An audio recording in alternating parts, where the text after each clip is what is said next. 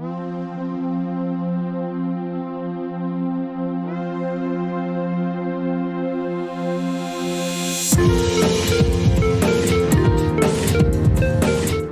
to Breaking Paradigms, a podcast where we talk about global perspectives on spatial planning in practice and theory, by Constanze Frech and Kusché.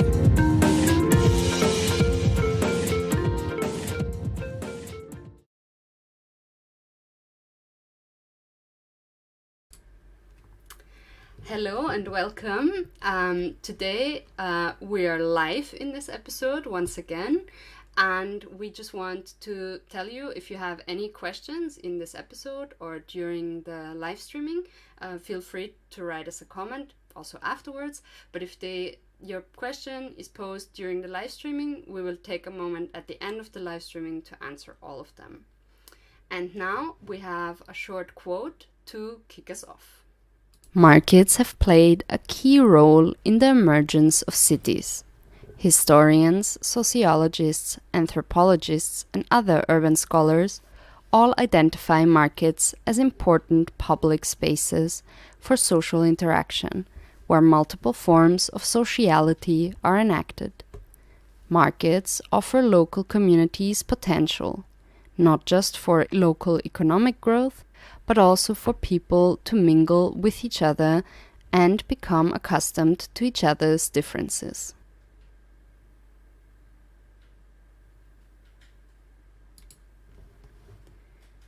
So, as you might have noticed from the thumbnail or from this quote, today we will talk about markets. And when we talked about creating this series on food and the city, it didn't take us long to establish two aspects that we really wanted to talk about a bit more in depth. So last episode was more a general focus on food in public spaces, and today we'll first tackle markets, and then in our next episode we'll talk a bit more about street food. And that's when I hand over to Constanze. Yes, also a warm welcome from my side. The first question I start with is, why are markets such an important component of a city? If you study the history, the very, very first history of big cities of around the world, you can trace back the roots of many cities to places as being markets. Sometimes you can even tell this from the names, like Shanghai, the big city in China, used to be called Shanghai Xin, which is translated market over the sea. Nowadays, Shanghai means over the sea, but originally it had the market in its name. And Copenhagen, for example, is translated to merchant harbor. So, and you might know many more places where markets are still the names of cities. And being a market was a very important factor of cities, for towns developing bigger places and becoming cities. And as we did our research on the influences of markets to places, we came across a quote telling that the city having a market being the base of a city is especially important of the European medieval city, and was only existing in Europe. And we were a little confused about that and digged a little deeper, and it didn't take us long to realize that this is not true, and figured that basically in every culture a market is somehow the base, or at least very, very important for a city, for the beginning of a city. So it's quite interesting if you look at the archaeological findings, for example, around the world. All of them have indicators of trade, indicators of markets specifically. And there's a very interesting book on the origins and development of urbanism, archaeological perspectives, which was written by Cowgill. And he very clearly in this book references a lot of different cultures and how they define urbanism. Not every culture puts such an emphasis on markets or on commerce, but what is quite interesting is that it still always played a key role. I think from nowadays perspective we can very easily see why, because words like the market are thrown around all the time, but if you look at it from a historical perspective, it still is very ingrained in culture. And so when we look at the European city, and we will not elaborate too much about that because we know that this is probably the most well-known aspect since it's taught all over the world. But the European medieval city usually is described as having a market, a city wall, and the right to the city, which was usually somehow connected to political, administrative rights, but also personal rights of the people who lived there. Church and religious institutions were also quite important in the European medieval city, but I'm just going to keep it at this, and we will elaborate more on 3 other types of cultures, or actually 4 types of cultures, and how that interplays with the market. All right, I will continue with the Chinese city, which is one of the oldest traditions in city planning around the world. The Zhou dynasty dates back to the 8th century before Christ, and they had a pretty strict system of building cities with a squared wall and 3 doors on each side, which all had streets crossing the city, creating a chessboard. So traditional back then cities were actually a chessboard, like nowadays North American cities. And which is also very interesting and very different from other cultures, that the Chinese city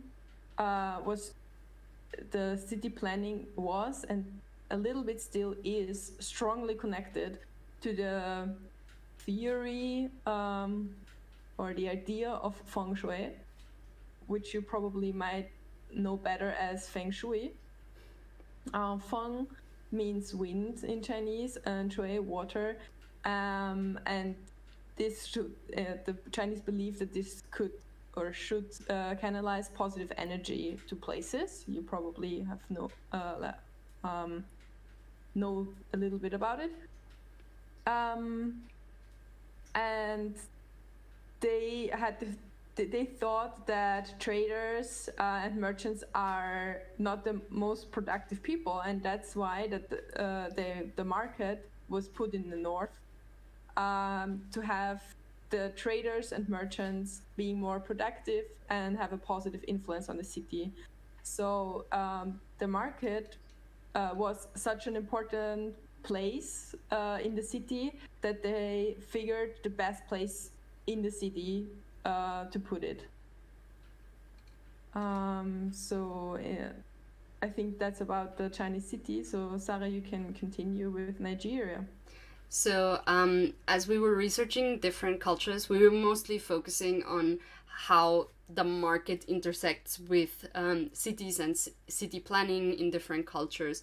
If you want to hear a bit more in general about how city planning worked in other cultures outside of what we now know as North American and European standard planning, I'm gonna broadly generalize right now, we leave us a comment, and we can do some specific episodes if you're interested. Of course, most of this relies on anthropological and archaeological research, but among other interesting cultures that we discovered on how their urban planning worked was the Yoruban culture. And I'm just gonna read you a quote because I think it very much summarizes how spatial planning in the West African, in nowadays Nigeria, I think, space is built. I forgot to include the name of the city in my notes. It's very close actually to the border with Benin, but I might write it in the description and on our website if you're interested to find out more. So Smith writes, Yoruban cities exhibited a common spatial pattern.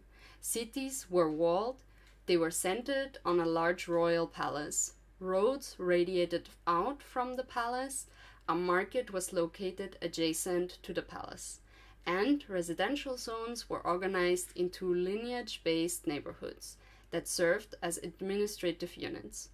So if you look at that logic of the way that the city was planned and built, you very easily see how closely connected markets were to power. To give it the spot next to the royal palace, I think speaks volumes as to its importance. And now I'm going to take you a little bit more east to Harla and Aksum, which are two cities nowadays located in Ethiopia. And something that I found very interesting and exciting to read about is how deeply connected both of these places were in terms of trade, not just locally and nationally, but also internationally.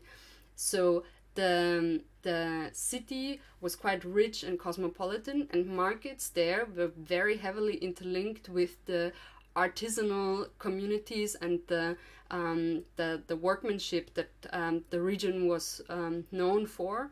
And so trade there was very heavily interlinked with production, so with the way that the goods were made and then sold. So rather than bringing something to the market, which I think is much more common in the European city, that stuff was produced outside the city and then brought to the market, sold there, etc. Here you see that there's a closer interlink with this type of production within the city. And then to go either much more east or much more west, depending on how you turn the globe. Another interesting aspect of city planning and how it intersects with markets is to be found in Mesoamerican cultures.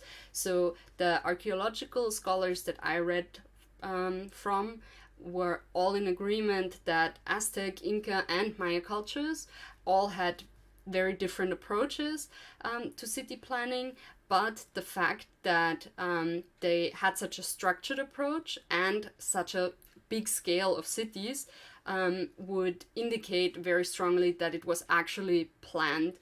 And an interesting fact that I found was that in the city of Tlatelolco, if you know how to pronounce that correctly, please send me an audio file. I'm very sorry for butchering that.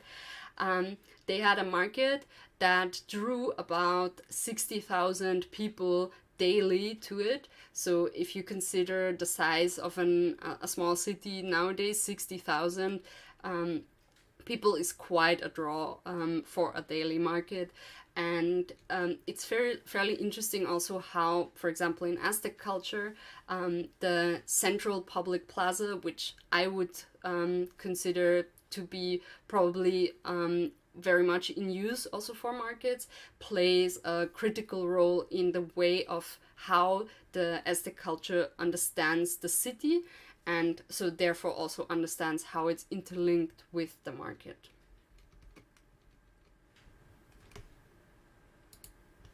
Okay, let's sum up or finish that section of the cities with the Arabic city. In the Arabic city, the mosque is the spiritual, intellectual, and public core, but the central business district of the Arabic city back in the days, and until today, a very important part of the city is the bazaar, so the big market in the city center. And the very special thing about it is the only place in the city, let's say, technically speaking, without any residential function. But it's also the most important social hub of the city, of an Arabic city. So the mosque and the bazaar are the most important places of an Arabic city. So one can tell that those are the most important parts of the society. And in larger cities, sub-centers with smaller bazaars and side mosques develop.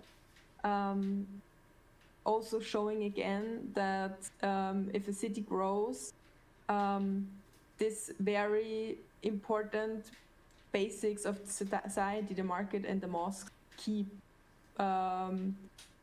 stay within the city. So they, if there are more people, those institutions appear again and replicate and duplicate.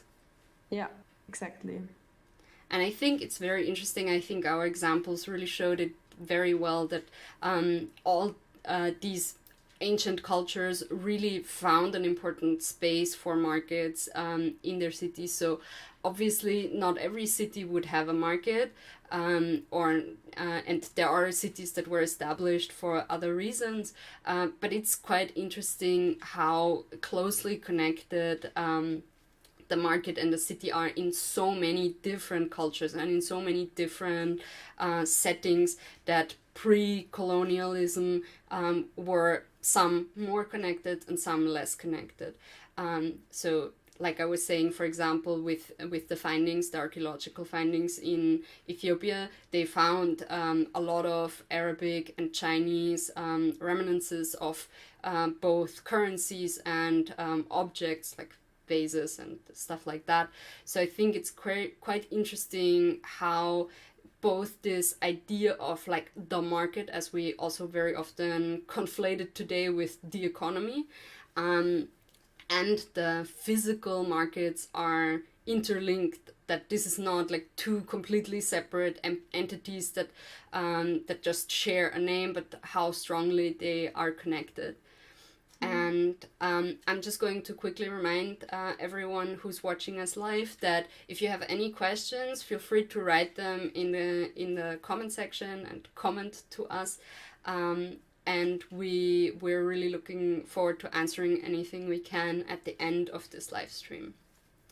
But now we're going to the meaty bits, because also something that we found very interesting is, what does it mean to be a market nowadays?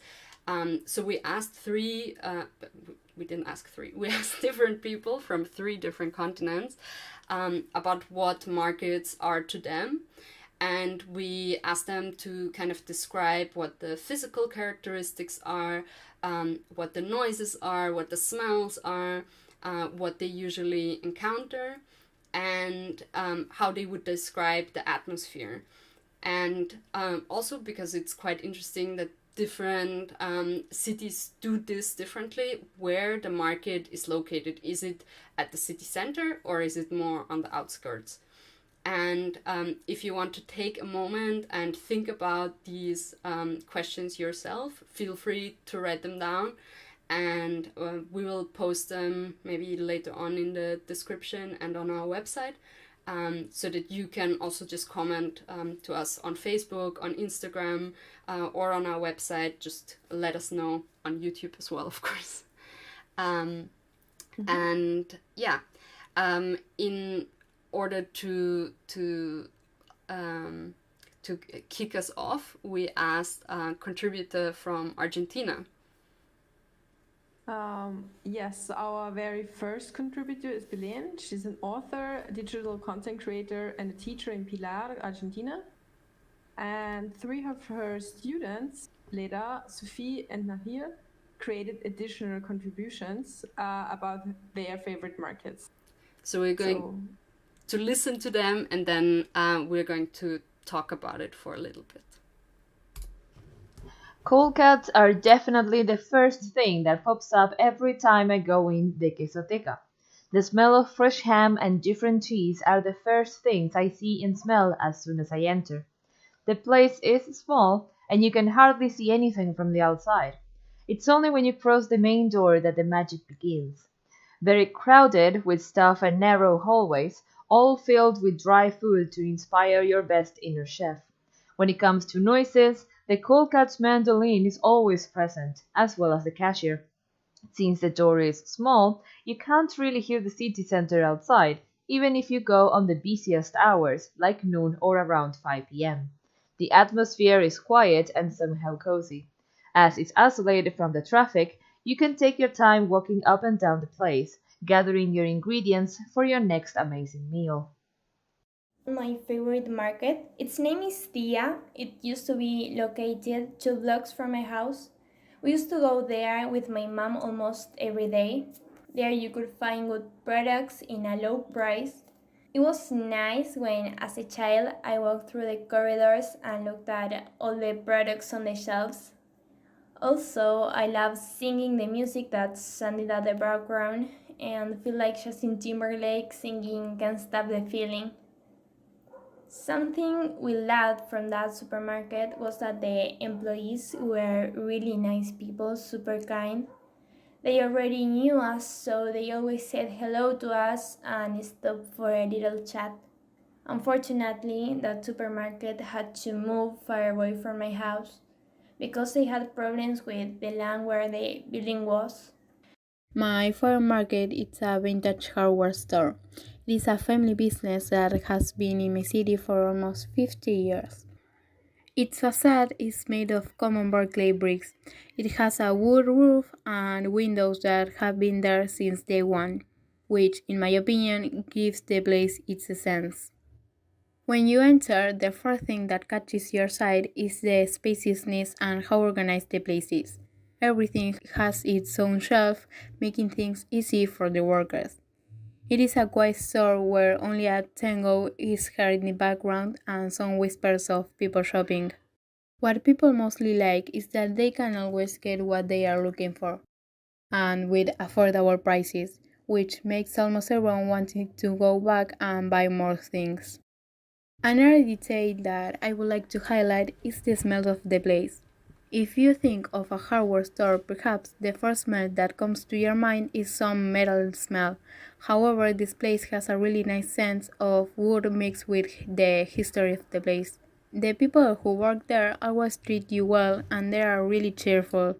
Most of them are older people, but there are always some young employees. If you have been there several times, they already treat you as friends and ask how are you doing or how the family has been. We don't go frequently because it's located in the city center and we live a bit far from there.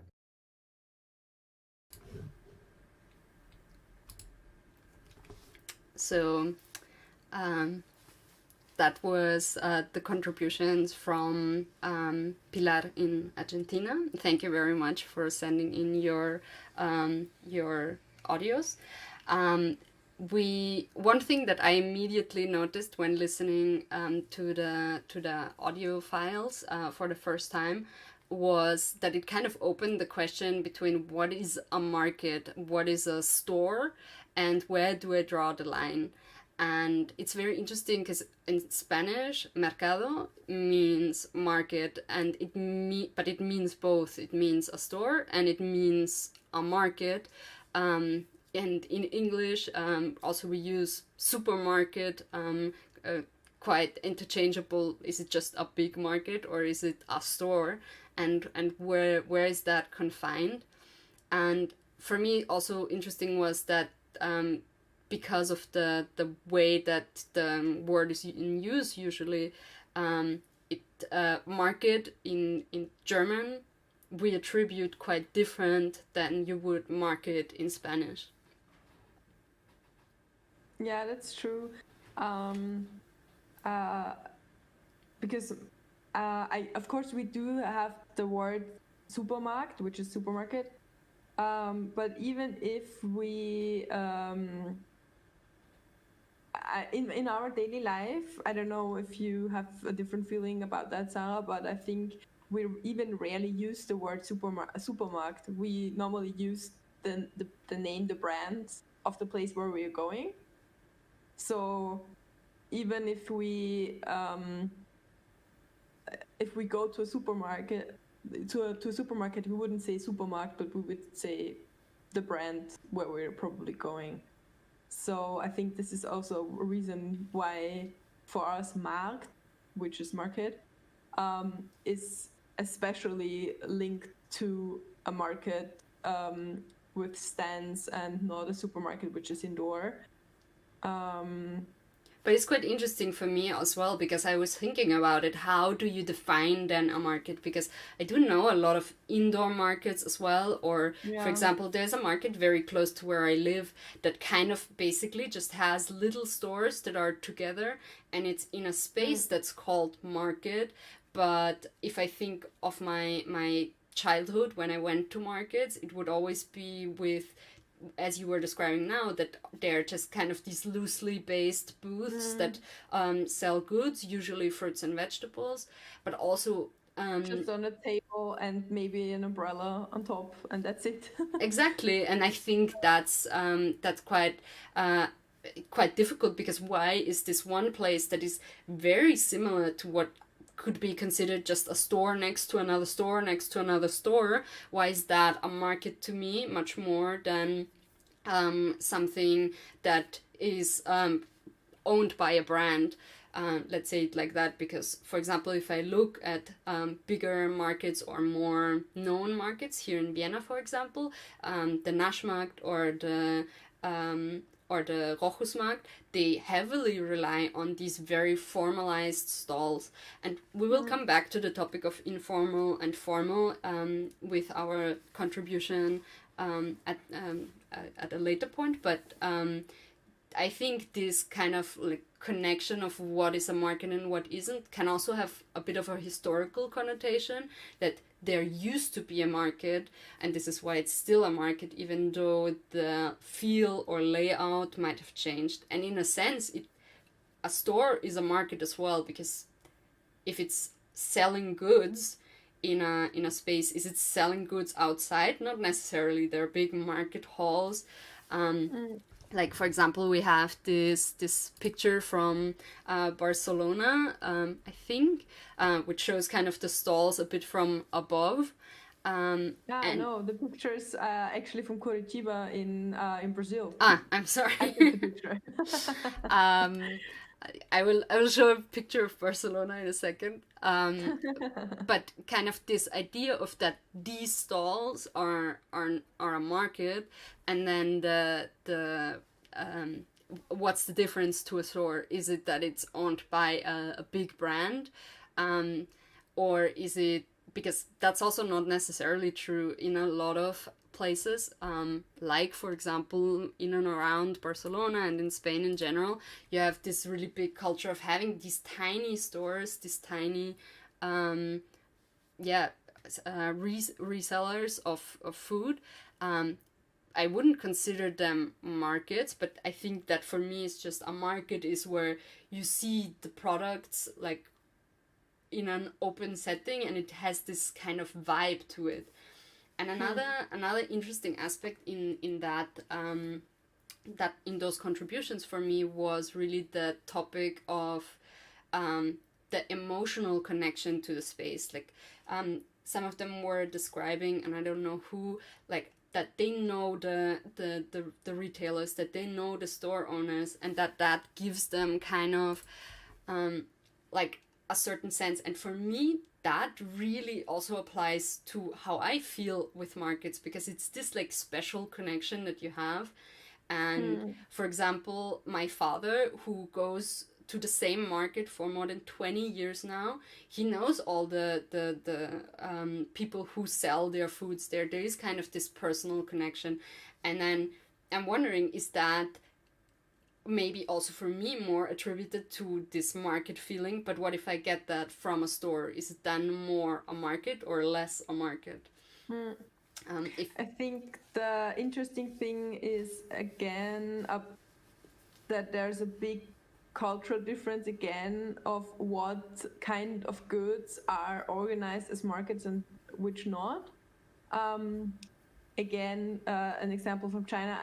I know it's a little China centric, but China centric when I'm explaining things. But you know, living there shapes your perspective a lot. Exactly. So in China, it's a lot more typical to have markets specifically focused on specific kind of goods, which are so non-food goods. So there's, for example, a fabric market, so which is not only that you can buy like kind of fabrics like cotton and whatever, but you get clothes there, but tailored. So it's basically a tailor market, and there are, I don't know, 200 on, I think, on 4 levels, all kinds of tailors for dresses and for blouses and for jackets and for trousers and whatever you can think of. And they tailor for your specific size. And this, I also consider that as the market, even though it is actually one building and it's indoor, but it felt like a market. And then I think this kind of specialized character of markets is also something actually that's quite common for us as Europeans, Central Europeans specifically, with this idea also of having these seasonal markets that are very specialized, not in terms of like product, like what you were describing just now, but in terms of seasonality. So we have huge Christmas markets, Easter markets, usually in some sort of connection. This is seasonally specifically special, but this was specifically for this kind of manufacturing. And exactly. There's also, what was really interesting for me, was that there for electronic things, or also all kind of not only electronics, but all electric stuff you need also for kitchenware and things. There was also a market in Shanghai, which was very unusual for me, because there are some kinds of shops I know I go when I need anything electronic. And this was a market, and this was, and the people also tried things, and it was such a market feeling, and people were shouting, I sell batteries and it's cheaper here, and don't go over there. And this was such a different experience from what I know, where I usually buy my electronics. And the same was for glasses. I bought a pair of glasses in China because I realized that I need new ones. And there was a huge buildings only for glasses. So sunglasses and seeing aids, but only glasses, and there were I don't know, hundreds of shops, and this was also very unusual to me. And pretty cheap. Actually, I think and I'm going to change our plan there a little bit. Our next contribution, which is from Abel, is actually very much in line with what you were telling us about China, because he's so Abel is an architect in Addis Ababa in Ethiopia, And his example is of Mercato, which he uses some sketches that are visible in the video for you now. But if you are listening to this audio later on, and just as a podcast, we will put also the pictures on our website so that you can see what he's talking about. And then maybe we can talk a bit more about the specialized aspects of markets. My favorite market is called Mercato. So Mercato is located in Addis Ababa. It's one of the largest open markets in Africa and the main commercial center of the city. It's a very populous, dense and super active part of the city with a high activity of humans and vehicles and even carriage animals. You can see in the picture, it's a bustling, noisy, chaotic market. So you will experience what they call a dynamic, organized chaos if you ever go to Mercato. In Mercato, there are specialized blocks where you find items. For example, there's a block for spices, there's a block for cheese, there's a block for fabrics, for scrap metal. Literally anything you can think of, you can find in Mercato, and each block has a unique experience. And the visual and the olfactory experience plays a very, very important role for the experience that you will have in the different blocks. My favorite block is the spice block. It's a very colorful block, and the smell of the spices is very, very stimulating. Now, this market is so big that I've only explored a tiny part of it, even as a resident of the city and a user of the market. And one thing I notice in Mercato is that space is very expensive, and every available space is used as an active commercial space. So one of the things that I find very interesting is the overlap of different types of formal and informal commercial activities in Mercato. You have formal traders that use rented spaces and informal traders that claim the outdoor spaces. So sometimes pictures don't do justice to explain these things, so I'll be using sketches to illustrate. So in the first sketch, you see a very typical setting that shows the shops and the spaces in between the shops. Do you see how packed it is? It's because space is very expensive in Mercato, and you can also see that most activities happen on the ground level. In Mercato, the visibility of goods is very, very important. It attracts more shoppers. So on the second sketch, you see how sometimes goods are arranged, extending to the outside space to catch the customer's attention. So these are still formal shops, but they claim the immediate outdoor space as well. And then you have the informal traders that claim the outdoor spaces, such as sidewalks and even the streets, to display and sell their goods. And you also have the mobile traders that you see on the fifth sketch. These people are always moving, they're carrying their goods and looking for customers and selling what they have. Now, all of these things are happening synergistically. What you don't find in the shops, you will find in the streets. So whenever I go to Mercato, I am getting services from both the formal and the informal traders. So these are the things that I find very interesting about Mercato, and I hope you get to experience this organized chaos soon.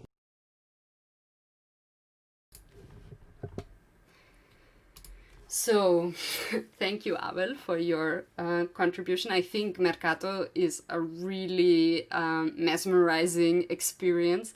I've been as lucky as to have visited it, even though it was just very shortly, because I was there just for a university project.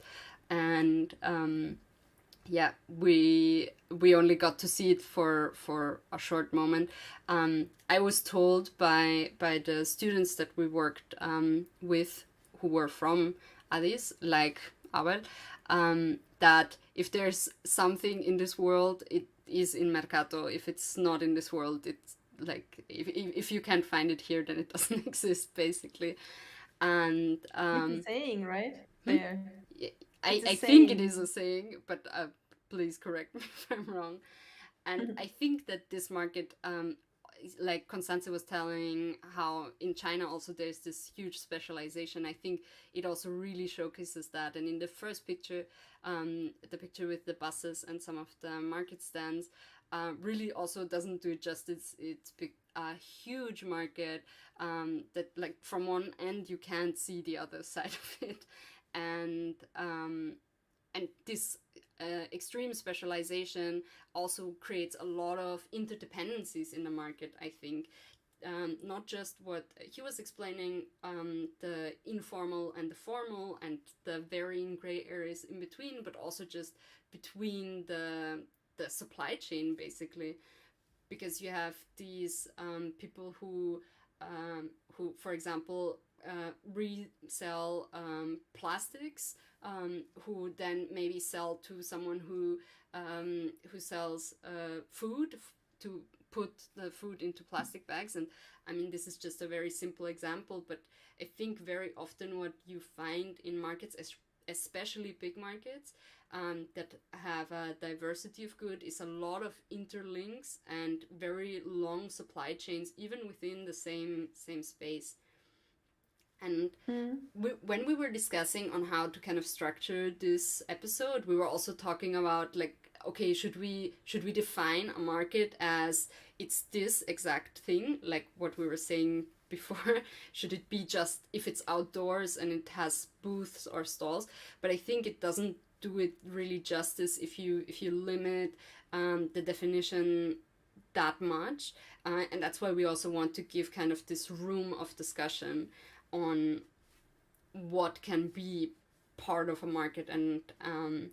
And there is a very interesting book, once again, I think it's called Cities of Change, and it has Cities of Change, Addis Ababa, and there you actually find a map that kind of like a mind map that shows very detailed kind of the reaches of this market and how interdependent it is, that everything from let me read what's written there, from the onion ladies to the collectors to the NGOs who work there to the teenage day laborers to developers who built the space, the city administration. There's so many interdependencies, and I think it's very interesting because when we talk about how is it structured, one thing we were also talking about is, like, what about a farmer's market, where a farmer just comes with their goods and sells them? Like, that's the least supply chain, I guess, you could have. Like, you produce whatever food and you sell it. Exactly. And that's it. That is the smallest link, and that is also a market. And then also, if you have to have someone who produces the food and someone who makes out of this product something else, or even just wraps it in plastic, or as we see it now more and more also in markets that kind of have this restaurant side to it, at least in Europe, that's a big trend, and we'll talk about that after the next contributions. But yeah, I think this commercial aspect is very inherent in markets. That's kind of the idea. But it also is quite interesting to think of how varied it can be. Like, and we're talking, because now I gave the example of the farmer's market, when is it a market? Is a person just putting a stand on the side of the road and putting their food, is that a market? I don't know. But let's come to our last contribution from Cody, who is a transportation planner in Vancouver, Canada, and Coline, who is an urban engineer in Lille in France. My favorite market, like everyone else in Vancouver, is the Granville Island Public Market. The market is located on Granville Island, a former industrial district that was turned into a tourist center in the 1970s. Over the years, all the surrounding industry has left and been replaced with mostly housing, though the island still retains its industrial architecture. There's still a working cement plant here, but otherwise the industrial buildings have been converted to shops and artist studios.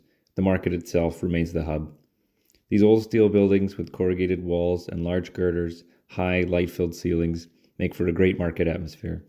The passageways are tight at the Granville Island Market, and the stalls are close together. Even when the tourists are few or non-existent, The locals still shop here and bustle from stand to stand. The steel walls, high ceilings, and tight quarters make for a varied soundscape. Smells vary widely from one side to another. As you move from the meat section to the fruits and vegetables, piled high with fresh berries and potatoes, to the deli section, complete with dishes from Italy, Thailand, local First Nations, and more. The other end you reach the boutiques, with its artisanal olive oil, pickles, and lemon squares. This market lies at the heart of Vancouver and makes for an interesting blend of old and new. This market is called Marché d'Oisem. It's located in Lille in the north of France. This is a market that is both indoor and outdoor and near the city center. I think it's a very popular market, which probably helps to make him extremely alive. I really enjoy walking in the constant hubbub, smelling the roast chicken and see all the colors of fruits and vegetables. I think this is a very colorful market. But I guess what I prefer is having a drink on the terrace of the multiple bars that surround the markets. It's a very common moment and very convivial moments where you can join your family, your friends, or even meet new people.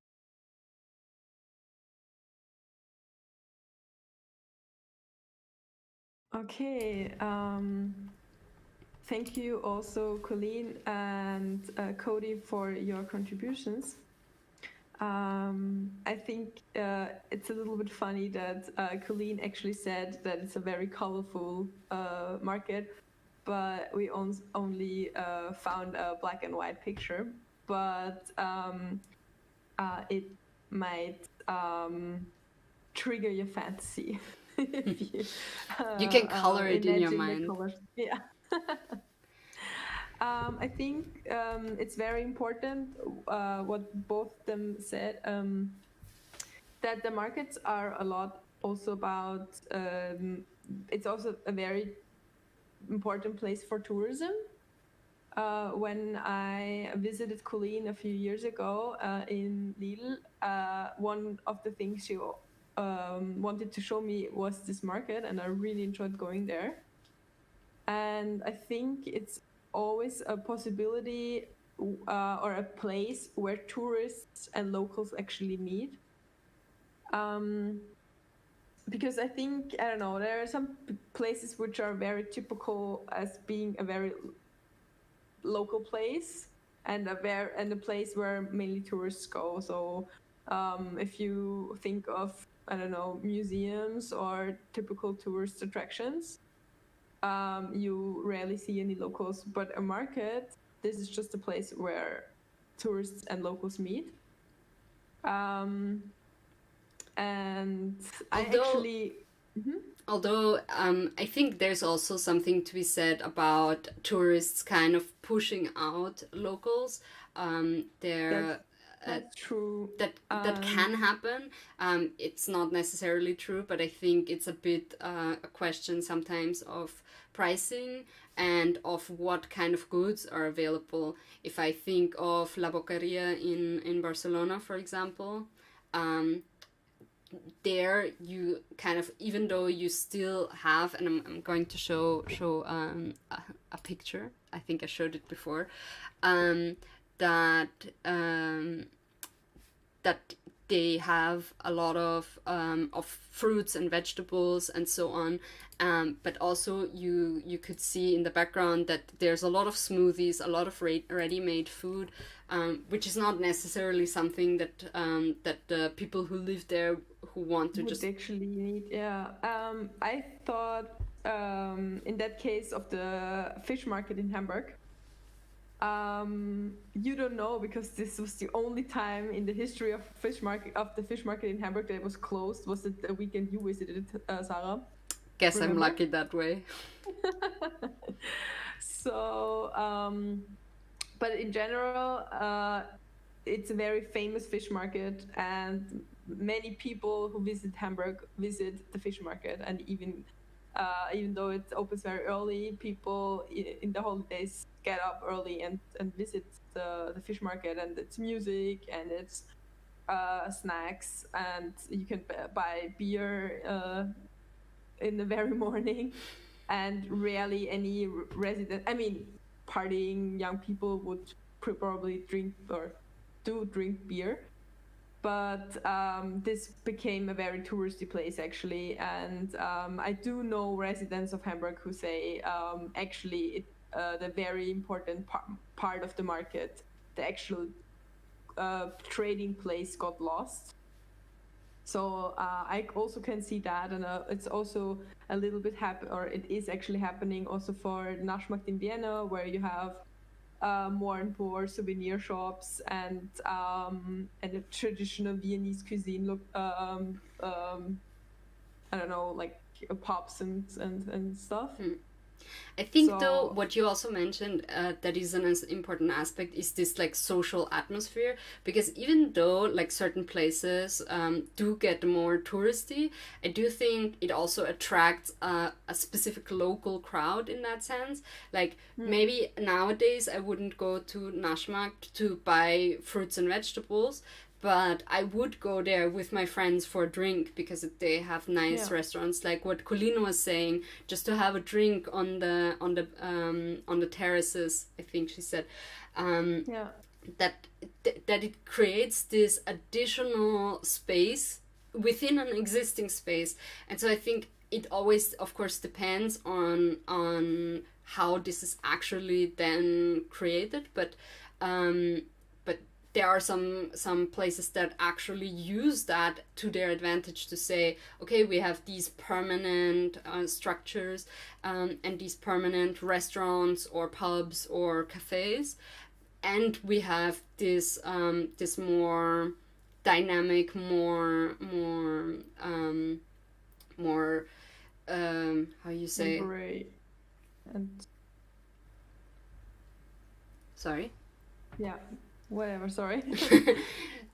The sellers of what is seasonal, what is regional, what is whatever, and so I think that can be an important role also for a market, to provide social space and also to be kind of a point of interest in the city.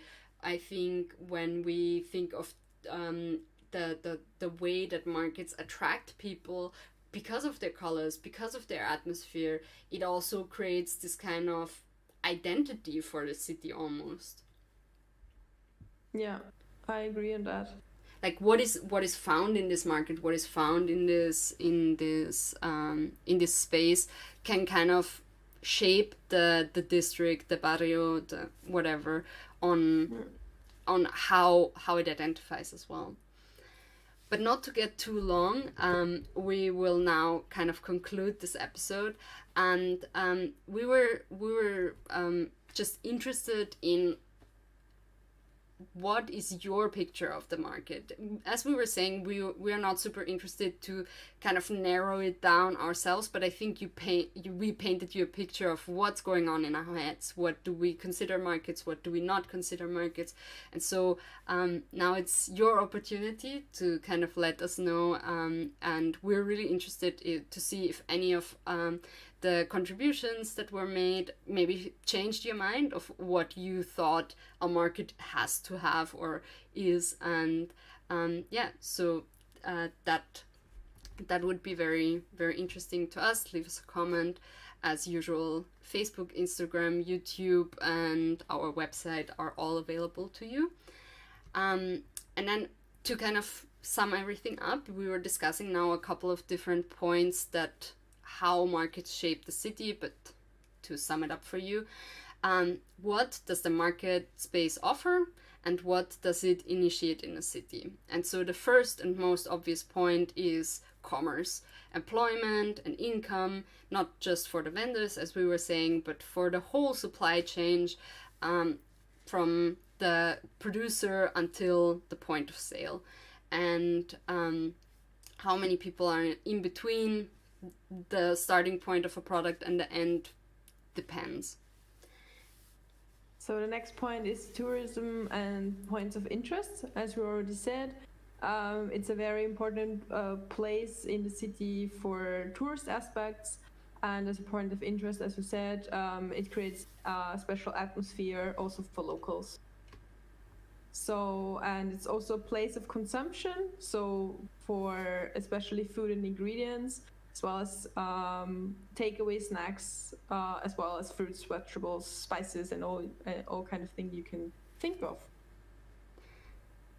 But it's also a social space where you can find, as we were saying, interaction between locals and tourists, but also locals between each other, forming emotional relationships over time, learning each other's names.